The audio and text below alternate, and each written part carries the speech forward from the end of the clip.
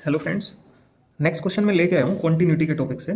ये क्वेश्चन 2011 और 2016 बोर्ड्स में आया हुआ है, जिसमें कॉन्टिन्यूटी के कॉन्सेप्ट से एक क्वेश्चन इस तरह का जरूर बनता है कि फाइंड वैल्यू ऑफ के या ए बी, इस तरह का क्वेश्चन।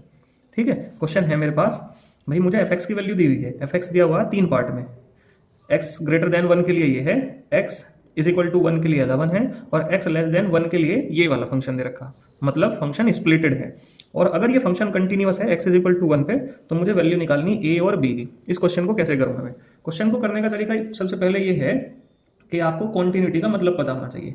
फंक्शन कोई भी कॉन्टिन्यूअस तब होगा जब उसकी एल एच एल मतलब left hand limit, are H L right hand limit और फंक्शनल वैल्यू इक्वल होंगी, तब वो कंटिन्यूअस होगा। मतलब are H L, L H L और फंक्शनल वैल्यू, जैसे यहाँ 1 पे कह रखा तो 1 पे ये सब आपस में इक्वल होने चाहिए। अगर ये इक्वल है तो कंटिन्यूअस है। अब क्योंकि क्वेश्चन में हमें कंटिन्यूअस दे रखा तो हम मान के चलेंगे कि ये तीनों क्या हैं, इक्वल हैं। तो सबसे पहले हम निकालेंगे L H L.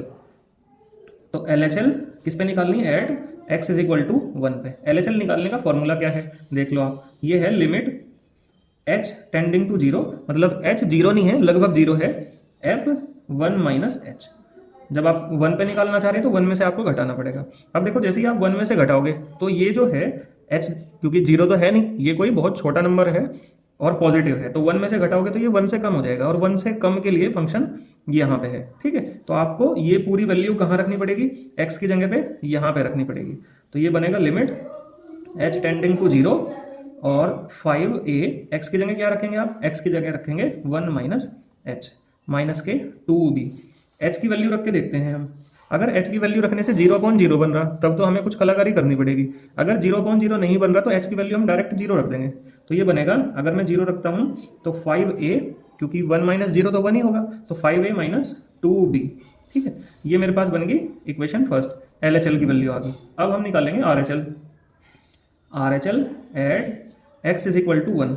R H L निकालनी है हमें किस पे? एक्स इज इक्वल टू 1 पे। तो इसका फॉर्मूला क्या है? इसका फॉर्मूला है limit h tending to zero f 1 plus H.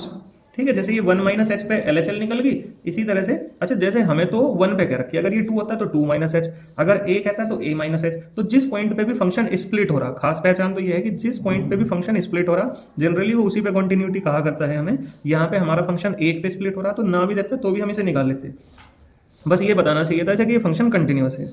तो आर एच एल निकालेंगे at x is equal to 1 पे, तो 1 प्लस एच कर लेंगे। अब 1 में एच जोड़ा तो 1 से ज़्यादा हो गया, 1 से ज़्यादा के लिए ये वाला केस बनेगा। ठीक है, तो यहाँ पे हम इस फंक्शन के अंदर हम x की जगह क्या रख देंगे? 1 प्लस एच रख देंगे। ठीक है, तो ये बनेगा 3a, x की जगह क्या रखा? 1 प्लस एच और प्लस b। अभी रुक के खाऊंगा मम्मी खाना। तो h रखा हमने, h की वैल्यू जैसे ही हम 0 रखेंगे यहाँ पे, ये बनेगा 3a प्लस के b। ये इक्वेशन होगी सेकंड।